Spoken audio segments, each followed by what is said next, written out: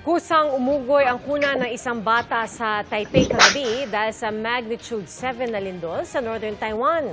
Naitala ang epicentro ang pinagmulan na lindol sa dagat mahigit 30 kilometro mula sa coastal city ng Yilan. Ang pagyanig sa Taiwan nasagap din ng mga instrumento ng PHIVOLCS bilang Intensity 1 sa Basco, Batanes. Mahigit 3,000 tahanan ang pansamantalang nawalan ng kuryente. Walang naitalang nasawi o malawakang pinsala ayon sa Taiwanese government. Itong bisperas ng Pasko, niyanig ng magnitude 6 na lindol sa southeastern Taiwan. Kasing liwanag ng mga ibinebentang pailaw at paputok sa Bukawi sa Bulacan ang bentahan doon sa dami ng mga mamimili ng ilang araw bago ang salubong 2026. Ang sitwasyon sa Bukawi sa live na pagtutok ni Jamie Santos. Jamie. Ivan, marami na ang mamimili rito sa Barangay Turo, Bukawi, Bulacan para bumili nga ng paputok at pailaw para sa bagong taon. Kaya naman nagkaka-build up na ng traffic sa lugar. Kumpulan na sa mga tindahan ng mga mamimili ng pailaw at paputok sa Barangay Turo, Bukawi, Bulacan. Ang ilan, dumayo pa mula sa malalayong lugar tulad ng grupong ito na taga Las Piñas at ang budget sa paputok, 10,000 pesos. Naging tradisyon na siya na magkaroon ng pampaingay. Pag mas makulay yung buhay, mas masaya eh. Medyo nagbaba. Na-try kasi namin before, hindi namin naubos yung paputok eh. Tapos na yung alas 12, hindi pa ubos yung paputok. Puro pailaw, fountain at luces naman ang pinamili ng pamilyang ito na galing din sa Metro Manila. Nakaugalian every year. Para mas masaya ba? Mas marami hubang blessings kapag ganun yung ating. Sabi nila, di ba? So bakit hindi? Masaya naman ang mga nagtitinda. Ngayon po kasi mas papalapit yung New Year, mas dumarami po at mas dumadagsa yung mga tao. Minsan nga po pinaabot na po ng umaga talaga eh. Papasok walang tuhulog dahil sa dagsa po ng tao. Todo bantay ang Bukawi PNP sa seguridad ng mga mamimili. Mahigpit din ang safety measures sa lugar. May mga fire extinguisher, hindi rin mawawala ang mga karatula ng no smoking, no testing.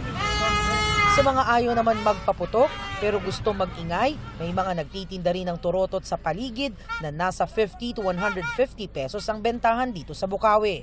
Kasabay ng kampanya laban sa iligal na paputok, sinira ng South Cotabato Police Provincial Office at Bureau of Fire Protection ang mga nakumpiskang paputok at improvised boga na nasa mahigit 26,000 pesos ang halaga.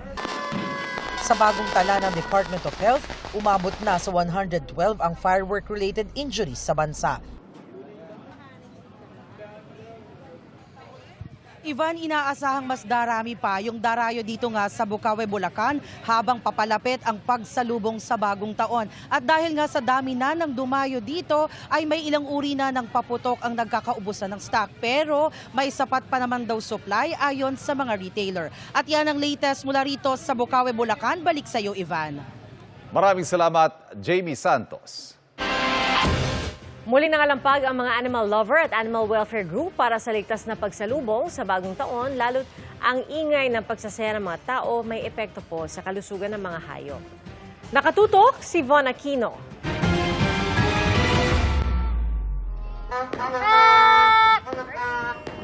Ang maingay na pagsalubong sa bagong taon, stress ang dulot sa mga hayop, lalo na sa mga alaga. Ayon sa isang veterinaryo, mas malakas ang pandinig ng mga hayop tulad ng aso at pusa kaysa tao. Kaya higit pa sa gulat ang pwedeng idulot sa kanila ng mga pagsabog. Nagtetremble sila, naninginig, naglalaway, hingal na hingal po sila. Yung iba nagtatago, yung iba naninigas na lang, yung iba sobrang aligaga. And then dahil nga sobrang aligaga nila, gusto na nila pong tumakas. Yung iba naman po, pag may underlying na viral condition, nag-mutate yung virus sa kanilang katawan kapag na-stress sila. Delikado rin sa mga hayop ang mga kemikal na taglay ng mga paputok. May taglay na heavy metal, no? Ibig sabihin may toxic ito. Bukod dun sa pulbura, humahalo sa hangin, no? Yung inyong effect, yung harmful effects nito.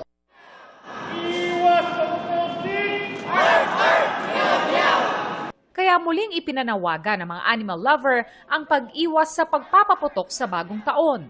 Paulit-ulit na panawagan ng mga environment at animal advocates, wag sanang isangkalan ang kalikasan, kalusugan ng mga tao maging ng mga hayop para lang sa panadali ang kasiyahan sa darating na pagdiriwang ng bagong taon. 'Di ba?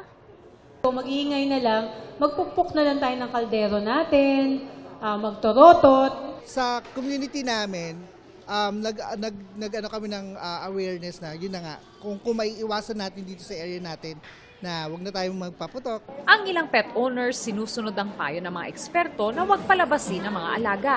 Tinatago sila sa loob ng kwarto. At the same time, nilalagyan na lang namin ng music. I-open sana namin yung gate namin for mga stray dogs. Pwede silang pumasok. Lang kasi kawawa din naman. Nung second year na medyo ano pa siya, second year, bumili na ako ng earmuffs. Yun. So yun ang medyo nakatulong sa kanya. Bukod sa earmuffs, pwede ring suotan ng mga alaga ng calming wrap para tila niyayakap sila at mabawasan ang kanilang takot. Mag-start tayo, i-wrap yung chest. So mag-start tayo dito. Iko-cross natin sa back. Tapos, we go around the girth. Hopefully, umabot siya. Okay. So, ikot lang natin around the girth. Yan. Makailang beses. Kailangan nito mahigpit. Mahigpit enough na snug talaga siya, nakadikit talaga sa aso. Pero hindi naman to the point na hindi na makahinga yung aso natin. Para sa GMA Integrated News, Von Aquino, nakatutok, 24 oras.